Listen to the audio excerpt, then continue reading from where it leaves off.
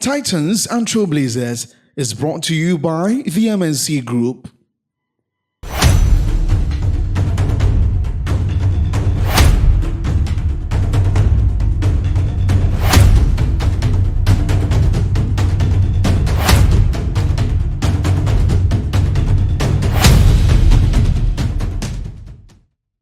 Welcome to the 21st episode of Titans and Trailblazers. And today, I promise you a very, very interesting and captivating show.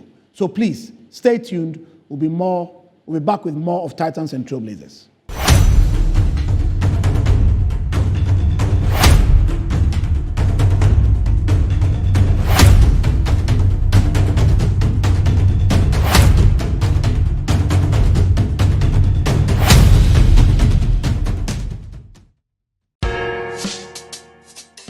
Whether you're a wholesaler, retailer, or consumer, MNC Logistics and Trading is your trusted partner in minerals and food commodities trading. Experience the difference with MNC Logistics and Trading for your commodities trading. We operate a well-equipped laboratory that smelts and assays gold to ensure transparent, credible, and reliable minerals transactions. Our general food commodity market deals with imports and exports of food products such as rice, sugar, and grains. We pride ourselves on delivering products that meet the highest standards of quality and taste. With our expertise in international trading and logistics, we bridge customers far and wide. Locate us at number 4 Neosai Interfo Avenue, East Legon, Accra. Call us on 030-299-8246 or visit our website www.mnclogisticsandtrading.com. MNC Logistics and Trading, hub of confidence. MNC Group is a leading investment holding company with expertise in minerals and food commodity trading, precious minerals refinery, real estate development, and logistics and energy. With individually registered companies, our headquarters is located in Accra, Ghana, with operational offices in Dubai, UAE, Hong Kong, and Guangzhou in China, Johannesburg in South Africa, Virginia in the USA, and Milan, Italy. We connect business markets and drive growth. Trust us to maximize value in every deal. Call us on 0302-551-917 or 0302-551-918 or send us an email mncgroup@mncgroupgh.com. MNC Group, totally reliant.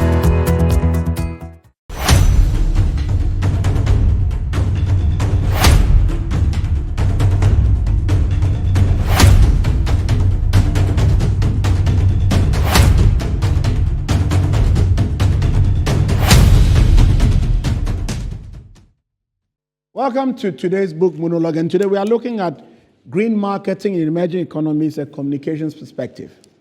Now, if you've been following this series, I think I mentioned a while ago that this book is one of 4 books we produced out of a project that we embarked on looking at issues around green business, sustainability, and social responsibility. And so this particular book on green marketing, but focusing on a communications perspective, is a very special book.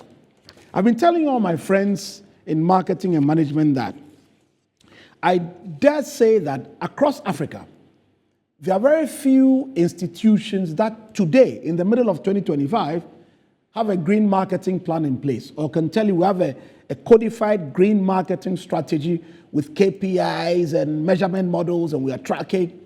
So this whole green sustainability thing is still evolving, and yesterday I was with my friend Paul Sowley, who has done 30 years in the extractive sector, and we are coming up with a brand new, never seen before consultancy proposition called One World Sanitation Consult. And in the scheme of things, we are going to be going around blessing institutions around Africa with ESG audits, sustainability audits, how to develop a green business plan, and even how to come up with green marketing communication perspectives. So I'm very excited that I met him yesterday, and we have very big plans in that regard.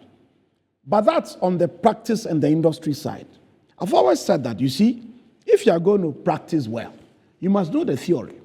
So I would really recommend that you get all those 4 books we've produced in that whole green management area. But for today, let me focus on this particular book. We published this book in 2022. It's an edited volume. And I co-edited it with my friend, Dr. Emmanuel Mogaji, who is an associate professor at Kew University, Professor Ugechi Adiola, Isaiah Disa, Dr. Chipo Mukonza, and then Dr. Kegis, who works at a university in Turkey. Now, what did we say in the preface to the book? We said the literature on green marketing continues to gain traction in sustainability discourses, focusing on core subject areas as green product development, green marketing strategy, green operations, even green advertising. So the role of green-focused stakeholders is gathering momentum too. An emphasis has been placed on the consumers due to their impact on business profitability, environmental sustainability, and then green social behavior. Now, we argue in this book that consumers in emerging economies contribute significantly to the survival of businesses despite social, economic, and infrastructural challenges. So for businesses in emerging economies, the strategic focus is to understand consumers, understand their unique needs, and then leverage opportunities, including their desire for a greener economy, to gain competitive advantage. Achieving green marketing success in emerging economies encompasses influencing, orientating, and communicating the green offerings of an organization to the consumers. So in this book, the various chapter contributors argue that positioning an organization as a green brand and appropriately communicating its green offerings through marketing shapes consumers' green adoption idiosyncrasies, behavior, practices. What we're arguing basically is that if you're an organization that is sustainable, that is pursuing green management strategies, then by the token of what you're doing, it's also important that you need to have clear green marketing goals, clear green marketing communication goals, and have a very solid system for communicating the benefits of your green management to your various stakeholder audiences. So green branding and green communication practices in emerging economies are at the core of this book. So we tackle themes like green integrated marketing communications. We tackle themes like greenwashing. Then the way consumers are sometimes skeptical about our green activities. We tackle things like consumer responses to green marketing communications. Then we look at sector-specific issues like green communication in tourism and hospitality. And then we look at things like green brand implementation, green brand equity. We look at issues of nation branding through environmentalist political communication. So in this book, we are saying that by the time we are finished, we made significant contributions to theory and practical knowledge. Let me get to the specificity of what we tackled in the book. We argue that, look, green marketing is important. So in the chapter 1, we look at things around green integrated marketing comms. Sorry, in chapter 1, we set the tone, because that's always the introductory chapter. In chapter 2, my friend Dr. Genevieve Bossa in the UK discusses green integrated marketing communications. In chapter 3, the title is Green Marketing, Communication, and Consumer Responses in Emerging Markets. In chapter 4, green marketing and consumer skepticism in emerging economies is discussed. In chapter 5, my friend Professor Agbamabiase, Professor Mwako, Genevieve Sedalo, and then Gifty Bonsu, they developed a conceptual framework on how players in the hospitality and tourism industry can gain a competitive advantage through deploying appropriate green communication strategies. In chapter 6, Mina and Banu discuss a very important topic. They take a critical perspective on greenwashing under the banner of the concept of corporate environmentalism. Now, greenwashing is such a crucial topic because sometimes firms are tempted or induced to misreport their green activities. So they give you the wrong impression of their green stature, and that's what we call greenwashing. You are lying about your green activities and hoping that the consumers will not become wise to your misrepresentation. So greenwashing is not a desirable activity. In chapter 7, the authors look at drivers of green brand equity and green purchase intention in emerging markets. It's very important. In chapter 8, Dara Yakan looks at green branding implementation in hard discount and low-cost Turkish textile brands. You know, this book is on emerging economy, so we had presenters who are looking at the work not just from African perspective, but sometimes also from Asian perspectives. In chapter 9, I co-authored the chapter with my friend Dr. Ebenezer Sariafa, looking at green brand equity in emerging economies. So we use Ghana as a case study. In chapter 10, the author looked at environmentalist political communication, looking at nation branding and political socialization through environmentalism. So we close this book by formulating at the end some framework that should underpin the devising and deployment of green communication in emerging markets. We really recommend this book to you because whether you're a PR practitioner, advertising practitioner, you're a digital marketing practitioner, you're a marketing consultant, you're just a plain old marketing practitioner, this book will help you because it helps you to understand consumer idiosyncrasies in relation to green marketing communications, and it's an absolute requirement for you if you want to be a better sustainability practitioner. Thank you for following this book monologue. We'll be back with more of Titans and Trailblazers. Please stay tuned.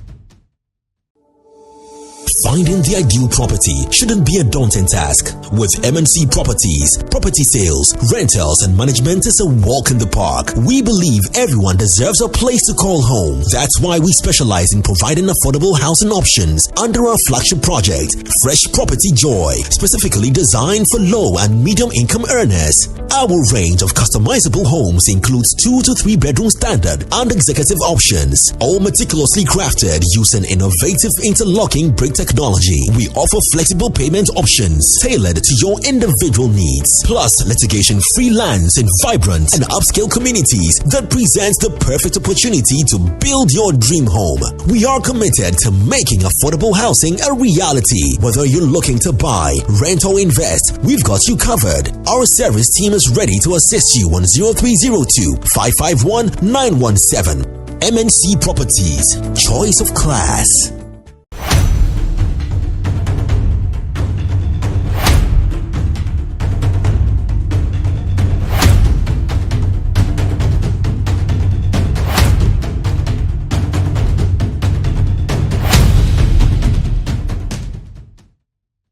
Today, I have a friend of over 40 years. His normal name is Richard. But Governor Prepasa, I should tell you, it's called Balai. So, Richard, please, you are welcome to the program. Thank you. Say, please, did you go to St. Teresa's or where? Where were you born? Where did you go to school? How did you get here today? Yeah, I was actually born in Agnos Redro. Okay. Believe it, I was born in Agnos Redro. At the time, my grandparents or my grandfather used to work for at the time was Cocoa Marketing Board, CMB. Oh, Cocoa Market. Oh, CMB. Yeah. No, CMB. At the time of the PZ and the GB Olivans and whatever, that space. Indeed. So that's where I was born. Classic that time, your mother goes to where her mother is to have the baby. And so I was actually born in Agnos Redro, but moved to Accra, I think it was probably about 4. Okay. And at the time, there was a school near Demotte called Royal International School. Okay. That's where I started but for about a year. Royal in Osutu that way. There was Royal there, then Royal also moved to Dafuan. Okay. It was quite what do you call it, a popular school then. Okay. So from about 1 year into Royal, my mother moved me to St. Teresa's. Okay. So I did a full kindergarten to class 6 in St. Teresa's, and then moved to St. Peter's. Okay. St. Peter's 1 to 5. So you know Stero. You know Stero. Stero's actually even my brother-in-law class, so we are married into his family. Okay. So then from St. Peter's, sixth form came to Accra Academy. Oh, okay. And then, Okay.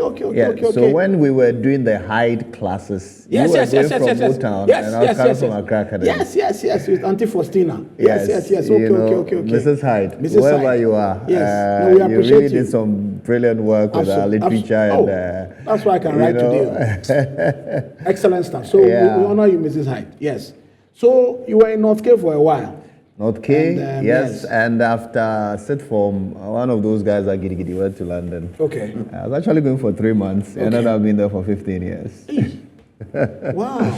So you studied in the UK? So yes, I mean, my first degree was in insurance and finance. Okay. And then I went off to Durham Business School to do the MBA. Durham has a good business school, Yes. absolutely. So I did Durham, and it's interesting, my journey in that space. 15 years. I was actually going for 3 months. It became 6 months, became a 2-year working holiday, and then you get subsumed into the system. And I think what it taught me was resilience. Indeed. You know, so at the core of my being, when we are talking about Takashi, Fadawa, Dakoa, is it a national service Takashi or is it a proper Takashi? No. National service matter, dear. We will deal with that matter. But I mean, it was like this no holds barred kind of. I mean, I remember.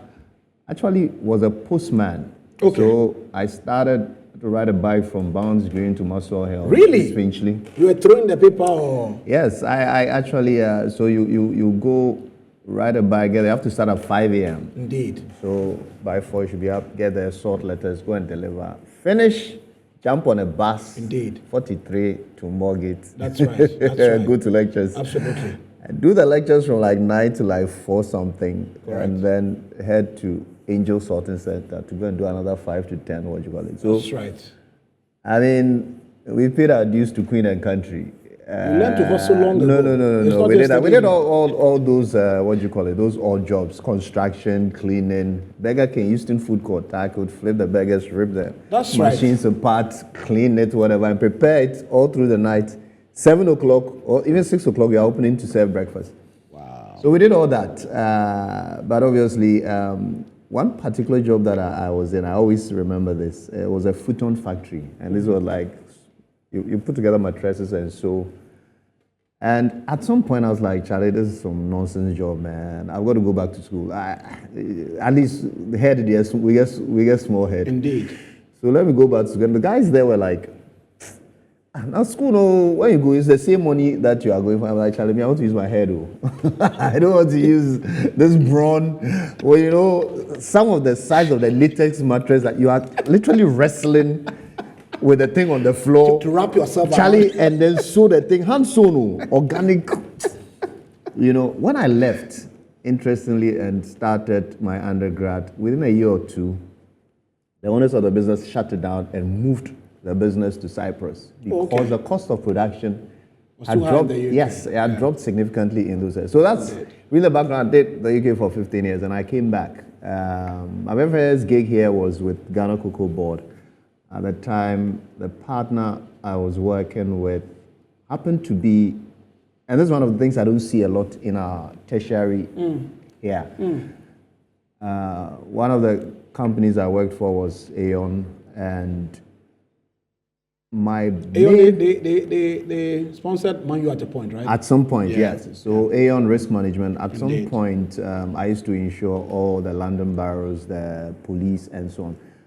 But one account that I dealt with was with universities and spin-outs from universities. Absolutely. It's big and in the these UK. are professors Big. that do set up businesses with students. Absolutely. And they came up with all sorts of Absolutely. things. And I was insuring the clinical trials. There you go. So out of Imperial, There you Bath, go. Oxford, There you go. Cambridge, There you Life go. Sciences. There you go. When you look at a university community and what they had done with building the university as a cluster, Absolutely. and the businesses that came out It's of several those, million pounds. It's not a it's joke. amazing. Yes. These businesses were listed on the alternative investment market before you realize they're on the FTSE, before you realize they are in the, NASDAQ and so on. So Absolutely. there's something about universities and their place in communities and how students can partner with professors and so on. I don't see a lot of that. But essentially, you must build an entrepreneurial climate. Definitely. And then let people know that they can experiment and grow. But if it's just the same old Philip Kotler from 49 years ago that you are teaching, where is the hope for both the professor and the student? It is what it is. I happened to be in Arizona last week Indeed. at the Arizona State University. Indeed. And the businesses, Google have some program there Yeah. in partnership with professors and Yeah. Amazon, Yeah. Intel, Yeah. just name it. Everybody has they, something. They are working with the university community I said for they are research. integrated. Integrated, that's the word. Boss, You when know? I was studying in Denmark, if you go to the Copenhagen Business School, there's a PwC classroom, there's a KPMG classroom. Yeah. Professors were even McDonald's professor or something. course. They They are are funded they are chairs. funded. They are funded by I don't see a lot of that in Ghana and my So I've been saying walking around Africa. I've been saying that the argument that universities shouldn't have a commercial appetite is defeatist. It's so old school. I keep telling them that, boss, it's not a question of, Bobby, or be marketing. I said, no, it's not. I'm not the one who's doing that too. All universities today are market facing, all across the world. Yeah. And it's not a new phenomenon. Yeah, I mean, look at the various campuses they are opening around the world. I mean, in China, in Dubai, we have here Lancaster and so on. I say in the Emirates, they are big. Everybody's going Where's to the University of Ghana in in Shanghai or We're on in our way. No, we are doing the business case. When it's ready, so we'll go. that was my first gig bag was with the Ghana Cocoa Board, as I said, and it was really to work on their strategy to hit 1 million tons. There you so go. we worked on that strategy for 1 million tons. The interesting thing about the partner that I came, is my partner now, the CPD that we spoke about. When I registered my first business, it was, you incorporate, you look at everything, it's like, what the heck are they doing? This thing, I can do it myself. I said, well, let me go and start my own business. It was the most cataclysmic, abysmal failure.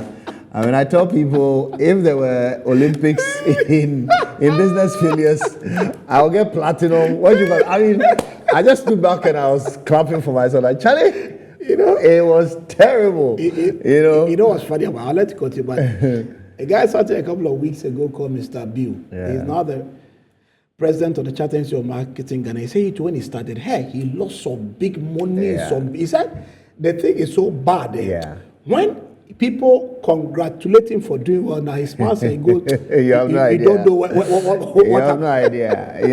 So I saw that it was like Titans and Trailblazers. Really, you have no idea. Comrade River says, what do you call it? You see watch and amani international, you do that, no? So that was a disaster. I mean, you started out, as soon as I started the business, my wife says she's pregnant. I started the Durham Business School. What do you call it? Charlie, no money. Absolutely. That's okay. Let me go and teach. So Greenwich Community College, I did what. But me, old school. My idea of teaching in Ghana is what people come to the class, mobile phones going off. They would do assignments. I was like, what the heck? I was chucking people out rough. The dean was like, Richard, you can't do that. You can't exclude. Community college, those that don't quite make it to what you want. So you are dealing with, guys, forgive me, the dregs of, I'm telling you, what, Charlie, in Greenwich Woolwich. I mean, you need special skill to handle them. No. So I had to do the City and Guilds teaching, what do you call it? I did to sort of, and the interesting one was like, Greenwich University, Charlie, let me try and find something there. At the time, what we have at LinkedIn, Facebook, there was this guy I met on there, and we were chatting. I was like, Charlie, you did Greenwich University. What's the deal? He said, I'll introduce you to the dean of the business school and see if you can come as an adjunct, teach entrepreneurship and strategy. Absolutely. It's like, okay. Now, the guy who introduced me to the dean of the business school, Kanesh Raja, up till now, since 95. I've never seen him face to face. We did everything online. Oh, wow. We did everything. I checked on him last night. I think he's in Cornwall somewhere. I have never met the guy. It's something about networking, engaging, and so on. Professor Raja, I spent every month having lunches with him for about 2 years before I got that appointment. Okay. Why? Because I had to be at his forefront. It was something I wanted to get into. Yeah. And then it was like, as soon as an opening came, I was like, Richard, there's an opening. Are you interested? So that's how I got into Greenwich to teach entrepreneurship and strategy. And the same person I formed a business with today, still my partner since 2005 or 6 or so on. So there's something about connections.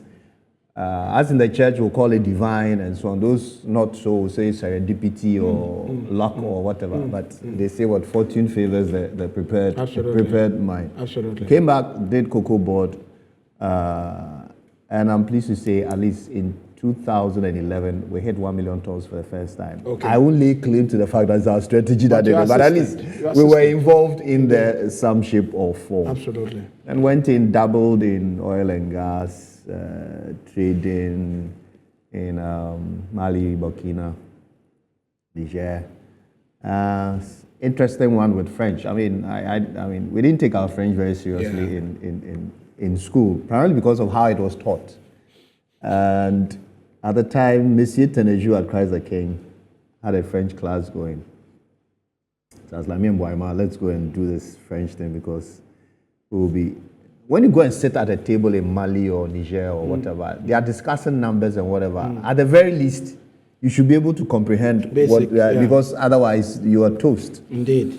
So I registered for this French gig and started going giddy. But I once saw her smoothness level and dropped out. She was like, Charlie, I don't have time for this nonsense. I am not going to do this anymore. I was like, I'll persevere. So I come on one time, my boy comes home with a French homework. My wife is like, I'll go and see your father. He's the one doing French lessons. And sadly, the boy got 2 over 10. What do you call it? After my help. And that was the last time he approached me with his homework. He's 22 now in university. We've never had an encounter about homework and so on. But my background is about risk management, insurance. I've dabbled in oil and gas. Cocoa was a specific area that we worked in, strategy. So how did you segue into tech and IT and AI and labs? Education. Okay. So I've always been in academia. I came back, I worked, I did some work with CIBT. Okay. I did some work with GIMPA. Okay. And so I've always dabbled in, the challenge for me is the whole politics of academia. You've done well, survived it for 40-something years. No, you don't want to go there. No. So I will dip in and out. Sir, you don't want to go there. If a specific module I can teach. Yes. And what you call it, and go. Yes. I don't want to be involved in this. You don't have to. It's safer that you stay out. Yes. But I kind of lost appetite because then industry folks, I understand you got to go and do an MPhil, PhD, and all that. I was like, Charlie, you guys take your thing. And so I haven't taught for a while. But when it comes to education, it's probably embedded in my DNA somewhat because my grandfather actually set up the primary school in partnership with Catholics in Kukrantumi. It was called Teacher Bossman. Why? Because he used to boss the kids with sweets. Oh, wow. To get them into, what do you call it? Class and do the work. My mother runs a school in Accra. She's done it since she retired 25 years ago. So education, some shape or form, has been part of my makeup and my background. So this particular, venture, is one of those things that you really didn't plan for as an opportunity that came up. At the time, the Ghana Statistical Service was looking for 70,000 tablets for the census. Okay. And the idea was that, they use the tablets for 6 weeks, nothing happens to it. So the plan or the pitch was that, we'll supply the tablets, but when you finish the census, we'll take the tablets, remodel them, reformat them, put on whatever apps, and then distribute them through the school. So that's the origin of the idea. Of their idea. However, politics got involved. In this country you can win financial and technical tender, and still. It hasn't happened. But at the time we already had a letter of commencement, so we went to the Ministry of Education and was like, let's pitch for a 700 school project. So if you go to any district now, you will find a smart lab that we have deployed. Okay. We deployed a smart lab in a primary school, 350 primary schools, and 350 junior high school. Indeed. 745,000 devices with 3,400 teachers. So that was like, okay, public sector, we've done it. You go anywhere in the world, that's our calling card. We've done it in Ghana. Indeed. We can talk to a MasterCard, a Ford, whoever is looking for impact in education. So that's my pivot into education over the last, since 2019. Okay. This has been what we've been doing around. And you won a MasterCard grant. We did a MasterCard fellowship grant. What were you meant to do with that? Okay, a few things. When you come into our business or the venture, a lot of the business is won through my relationships. Indeed. Okay, and you cannot really build a business that is just revolving around a founder. I agree. You've got to find a way to scale a bit. Yeah, and devolve yourself from. I agree. Because that key man risk is real. God forbid something happens, you get knocked out, the business goes with you. So the MasterCard conversation was really around, okay, corporate governance. How do we put in a board that actually oversees the business? Marketing was quite critical because you cannot also relationship marketing. You were looking for some. You said the people you got, they were all just absolute jokers. It's a very simple model for me. Okay, I'll give you 3 months. Whatever you're looking for, we'll pay you for 3 months. Just find me one school. You're speaking English. Grammar. Grammar. And if we look at our deal book right now, every single client has been around my relationships. So I'm either dealing with a CSR budget of a company, a high net worth individual, Rotary Lions, Zonta, alumni of schools.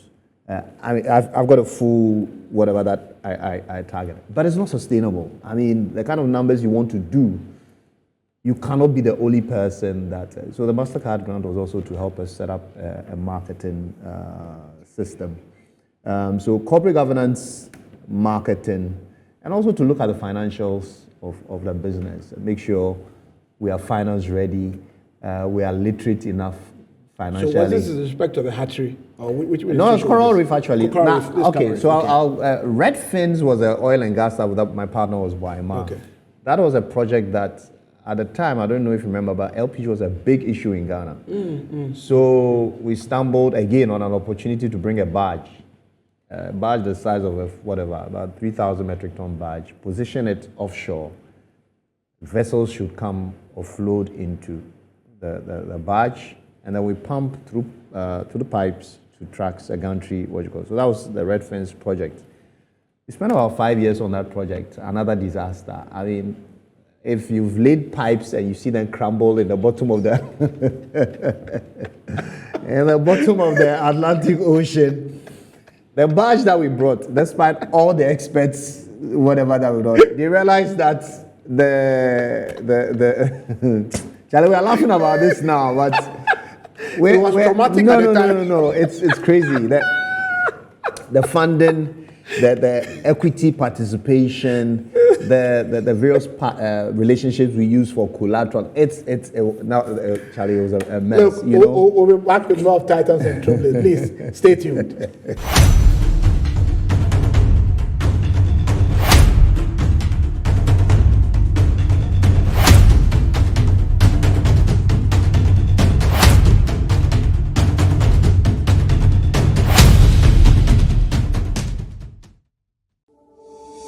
Finding the ideal property shouldn't be a daunting task. With MNC Properties, property sales, rentals, and management is a walk in the park. We believe everyone deserves a place to call home. That's why we specialize in providing affordable housing options under our flagship project, Fresh Property Joy, specifically designed for low and medium income earners. Our range of customizable homes includes 2 to 3 bedroom standard and executive options, all meticulously crafted using innovative interlocking brick technology. We offer flexible payment options tailored to your individual needs. Plus, litigation-free lands in vibrant and upscale communities that presents the perfect opportunity to build your dream home.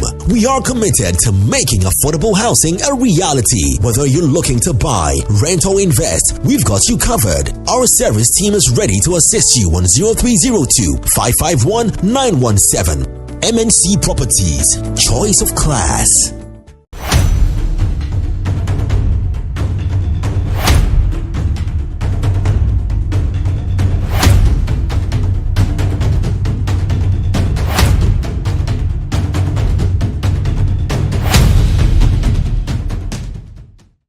Welcome back to Titans and Trailblazers. We're on the issue of pipes and crumbling pipes. Charlie, we have to send divers to go and retrieve those pipes, come again, use another method to lay 1 kilometer pipeline of the coast of Bankuma and Tema over there. Charlie, dealing with rocks. Our coast, Charlie, it's my battle of Waterloo. What do you call it? Is it Sagrenti or whatever? We don't talk a lot about these things, but it teaches you resilience. The various relations, and the most important thing for me or for us as founders was the relationships. People that were trusting you, deploying their collateral to support and so on. You know, the family, friends, and fools type stage of startups, early stage business. But yeah, we're still, dealing with the effects of that business. But so EdTech is one that we've been working on, and it's like we've stumbled on our sweet point because it's something that, not that it comes easy, but it's a market we understand. We've crisscrossed the country for about, 10 times. We know pretty much every school. We know the mentality of teachers. That whole value chain. So right from the founder or owner of the school, the board of governors, the head teacher, the teacher, and the kid. So the students obviously is central, but then all these guys have an interest. Of course. And from a marketing comms perspective, you've got to be communicating to all of them and dealing with whatever alleviates their pain, whatever solution. So I don't know of a business, what are they looking for? What does their school look like in 2030, 2035? Absolutely. Are they looking at purely commercial venture? Are they looking at sustainability? Are they, GI is 70 this year. That's a huge achievement. It's huge. Over 70 years. There are some that start schools and then they hand over to their kids. The passion what the founder had at the beginning, it's not necessarily the same. When you look at the life cycle of a business, I agree. and so on. So we like to talk to them in the language they understand. The boards of governance. They're sitting on a board really for strategic direction of the school. What does it mean? And really the pace at which this thing is going now. Because we're in the industry, nearly every single morning in our RSS feeds and so on, somebody is either raising money for some new AI, they are pitching some business, Google has come up with something, they're saying there's now text to code, you don't need to learn how to code. It's like... It's evolving rapidly. The pace, this is like the Wild Wild West, when the gold rush, what do you call it? So are you going to sell shovels and picks? Or are you going to be a miner? We decided to hang around the shovels and picks side because that's where we see value. So if you take, I've addressed the issue about the founder, what are their interests, their proclivities, their egos that you've got to massage and so on. So the founder, the board, the head teacher operationally is responsible for running the school. And then you come to the teacher.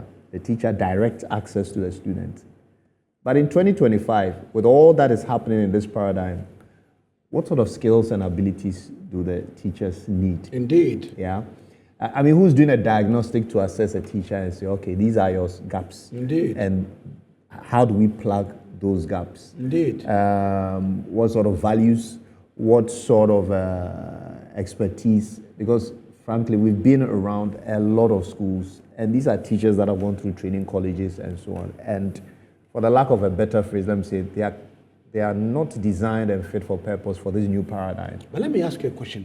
At a basic level of prompt engineering, I would think that if you're a well-educated person, I think that gives you it should give you one or two more steps, even in terms of learning to use AI tools compared to somebody. Absolutely. I would think. Prompt essentials. But I don't see it. I don't even see it happening. No. Prompt. We actually run a prompt essentials 101 because it's like the basis of what you call it. To use a Chat GPT, Grok, Claude, any of those, whatever. DeepSeek, you must know what you're doing. I actually stumbled on one solution that brings all of them together. Indeed. And once you prompt it, it gives you a cross section of what you call it. It's a classic computing thing. Garbage in, garbage out. Absolutely. You know, giggle. Absolutely. I when we started learning what you call it. Absolutely. Yeah. So I think prompting basic. is the basic that every single, at least in this paradigm that we're in, fundamental. So prompt is and then ethics. Yes. Okay, so you deal with the prompts Yes. and then the ethics. Absolutely. One of the news that was reported was a finance guy got a call from somebody purporting to be the CEO of the company and transferred 240 million from the company's, what do you call it? The guy used a AI deepfake. What? Yes. So dribbled the finance guy. He finished him. He finished him. Really? Yeah. So the things that, I mean, there are all sorts of issues. I mean, the Danish published a paper on screen time, and they're reversing some of those, what do you call it. But I think it should be a balance. I think so too. When you look at, let me deal with the ethics, because there's always deep fake. Correct. And it's like everything in life. You've got water, this same water that we use, you can drown in water, fire, what do you call it, if it's not managed well. And so on. It's the same thing with AI. It's just a tool that is supposed to augment you and 10x your performance. Yes. That's all it is. But you must be sharp yourself. Yes. No, I mean, the thing is that AI makes us all equal. It's not necessarily No, it's not true. No, it's not true. It's not true because some of the nya that they can spew. Sir. No, it can be nonsense. But if it's a hallucinating, what you call Boss, it? No. It can lie and spew garbage, and you'll be sitting there thinking you've gotten something. No. So there's this thing when they say people should stop coding. I'm like, no. You need to get, at the very least, people should be able to code. Why? Because coding deals with your mind in a certain way. It allows you to get a scale of structure. It allows you to analyze problem solving and so on. So the 1 Million Coders initiative is a fantastic idea. Yeah, it's a fantastic idea if and when we can implement it. I mean, the numbers at which and the pace at which they're going makes it. But for me, all the time I ask, so what?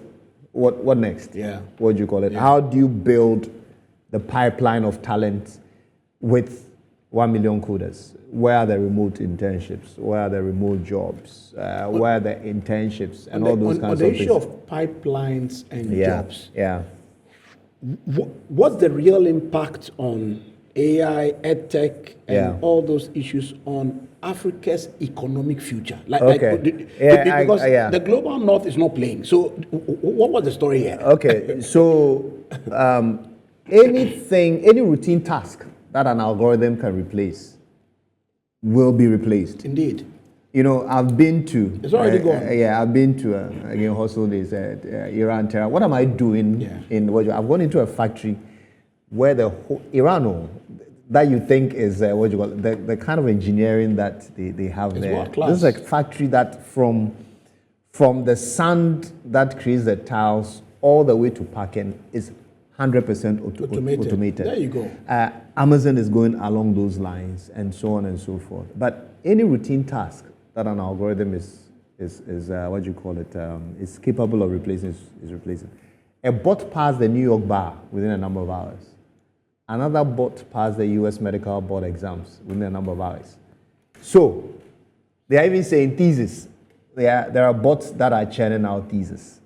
So that's one side. The impact. Before you continue, so I saw this shocking advert at midnight or somewhere yesterday, where rewritely is saying that when ChatGPT gives you the output Yeah. is too AI-like. So Yeah. bring to rewrite. Let's humanize it. Oh wow!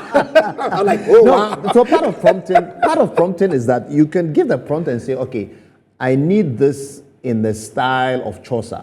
Of course. I need this in a we're literature students. I We're actually- literature students. I know, but I can't rewrite what ChatGPT gives me. I can rewrite it. Of course. So I don't even have to sound AI-like. Yeah, But yeah, the yeah. lazy people, no, when they put it, hey, then they come and put it on Facebook. Yeah. And you can see. You can see. There are a few people on Facebook that if you've engaged with them over a period Oh, of you can time, tell that. you know their style of And the tonation. intonation and everything.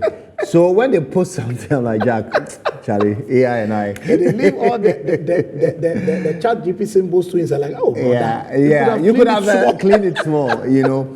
But back to this job matter. Go ahead. For Africa, all the stats point to the fact that we're a young population. By 2035, we'll be about 1 billion. So population, don't worry. I mean, we got population sorted, but population doesn't equate talent. At all. Population doesn't equate talent. At So all. how do we invest in honing skills and be intentional and support our young people into viable, sustainable jobs? And really the mindset of AI being an augmenter and not what do you call it? Replace. There's stuff that so then the advice is, I mean, you're good. I mean, some of the jobs that are coming out: a robot sports promoter, a gene programmer. It's as they will say, the boys will say, it's mind busting what is happening in other jurisdictions, and they are using AI for. So for Africa, I mean, my biggest beef for Africa is you go to Silicon Valley, you go to Amazon, and all these things. All the algorithms, LLMs, and all those things that they are churning out are Caucasian-based. They are based on a certain type of, what do you call it, narrative, their reality, and so on. Yes, that's how they're building it. So where are the millions of African researchers that are also developing, Absolutely. what do you call it? How do we tell our stories? One of the Absolutely. biggest things that I'm interested in now is when we build our AI labs, we should make them thematic. So there's something we're dealing with in Nubuka, for instance. Nubuka, it's an arts, culture, whatever. When we put an AI lab there for an AI boot camp or so on, everything in that space has to be about telling our stories. How do we gamify the Battle of Sagrenti? How do we animate and tell Yasanto's story using AI? Sorry to cut you again. I was with my friend Alistair McQuena last year. He just did the Okay. Google job in South Africa. Right. And he said the reason why Google put that research center whatever in Kenya is that they are looking for Tree, Swahili, Ghana. In the University of Ghana, there's a team. University of Ghana, there's a team that is developing. Okay. That. Yeah, Okay. they're Okay. using. Yeah. They're developing our conversations Indeed. around what you want, but it's not enough. We need to scale up. Indeed. What you call it across Africa. Absolutely. Because of the diversity, I mean, Xhosa, Zulu. You come to Kenya, you come to Nigeria, Hausa, Igbo, and so on, Yoruba, and so on. So I think that is where there's a lot of opportunity. Yes. Huge opportunity He said content that. development. He said that. Huge. I mean, our textbooks, for instance. Yes, so yes, if a yes. kid is entering kindergarten now Yes. in 2025, Yes. how many years will they spend in university? At 18, 19, they'll go to university about, 20? Yes. What do you call it? By the time they finish, if they're entering now, the whole world would have changed. Radically. You know, the kind of jobs that we're training people for now, Yes. yeah, Yes. will disappear like tears in the rain. Yes. So it's really about being intentional. What is our national AI strategy, for instance? I've heard some murmurs about it. The last government, there was some, There's some Africa AI strategy though. They went to Kigali to do some things. Charlie, the grammar there, what do you call it? Come to after, despite all what you call it. Bryce Simmons was talking about something to do with free trade, what do you call it? Free movement of persons and trade and what. Yes, when you get to Togo border, Torasa, they are calling things what you call when, you know. So the grammar there, we're fantastic at it. We're brilliant people in Africa. So the next level is really execution. And how do we, and for me, the spot I have chosen is a pipeline from primary school all the way to university. And we're even focused on students who don't make the transition from senior high school to university. What happens to them? It's a chunk of them. Unemployed graduates, what happens to them? How do you use these tools Number one, you help them. Once they've got a digital certificate, what happens? Yeah. How do you find the remote internships? Yeah. How do you find the remote jobs? So the opportunity is huge. I was talking about thematic areas. So a cultural area. If we're having EVs here, what does AI mean to EVs and the transport economy and so on? How do we position students in that type of area to also? If I take an EV to Kokumpi right now, do you know there are AI tools that translate voice to video right now? You don't have to go to text. You don't have to go to text. No. So even the creative sector, there's a whole revolution. Like sometimes I wonder whether we understand where the world is at. No. Because sometimes they think we still discover very mundane things like Absolutely. as if we're still in 1995. Absolutely. And just a few days ago, I saw some studios in the Hollywood had taken some of the AI companies to court because they had used their IP without permission and so on. So all those battles will be coming up. But Hollywood, so really, what we need to start engaging our students on, apart from the normal math, algebra, AI will spit out the results. I'm telling you. So it's really Let's about divide the X. Creativity, Yes. our creativity. Yes.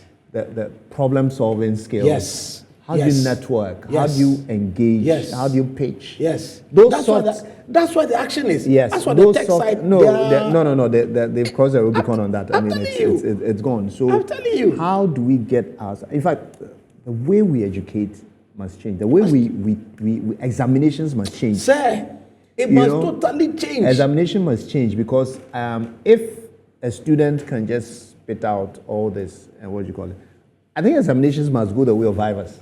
My brother, let me tell you something. So, at the end of April, I left Ghana Communication University, went back to UGBS. So, they gave me an integrated marketing communication class to teach at MBA, University of Ghana Business School. Right. So, I go and say, oh, Charlie, I'm not going to use the regular course. We'll do projects. They will look at me like that. Yeah. I say, yeah, we'll do projects. So, we'll learn AI, something. And the students came a week or two after.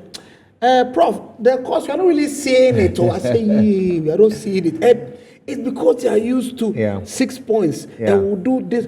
Look, the MBA students who want to know the chapters of the textbook that day. And I'm like, that course outlined today, there are AI tools that can teach you every single thing in 2 hours. Then you can learn how to do Hollywood type movies using AI tools. Absolutely. That's where the real value add is. But I don't know how we do the mind shift.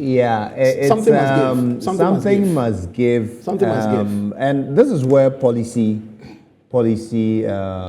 owners of policy who drive policy. The University of Ghana needs to this thing is not going away. The horses have bolted the stables.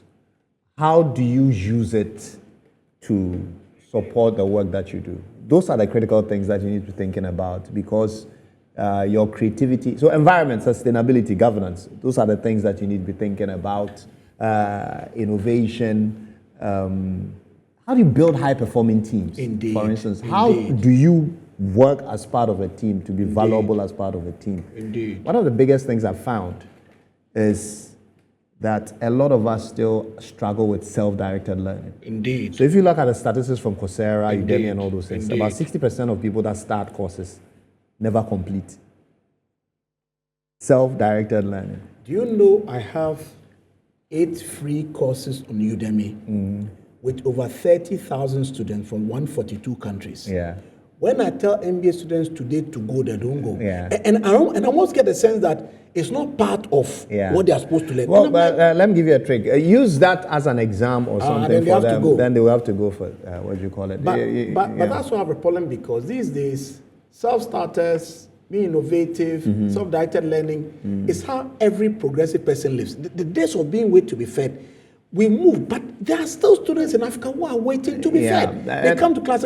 She said today, in fact, the first class, they said, don't you have slides? I'm like, we'll talk about that later. Let's just talk about broad conceptualization and blue ocean stuff.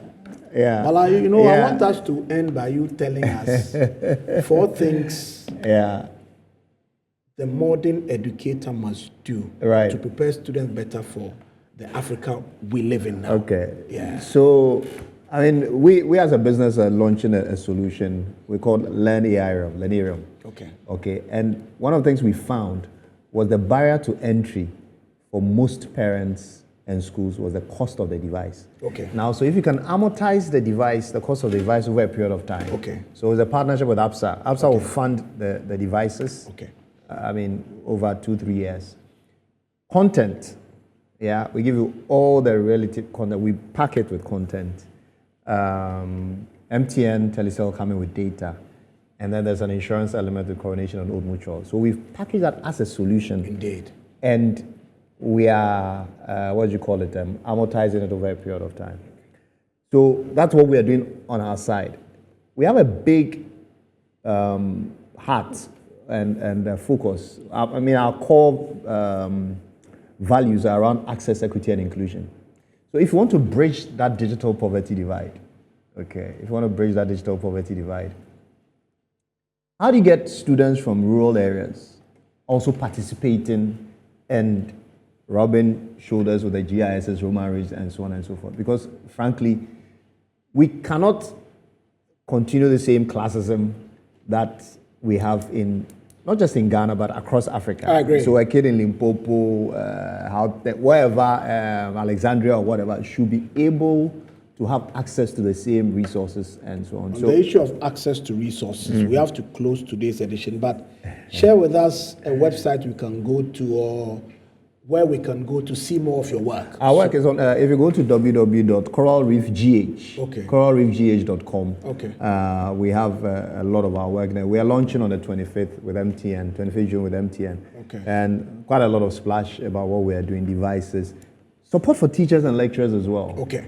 Okay. Because really, if you don't deal with that in terms of their mindset, tools, and so on, you're going to struggle dealing with a student and building their capacity. Coralreefgh.com. Congratulations, sir. Keep pushing. Your hosting days are over.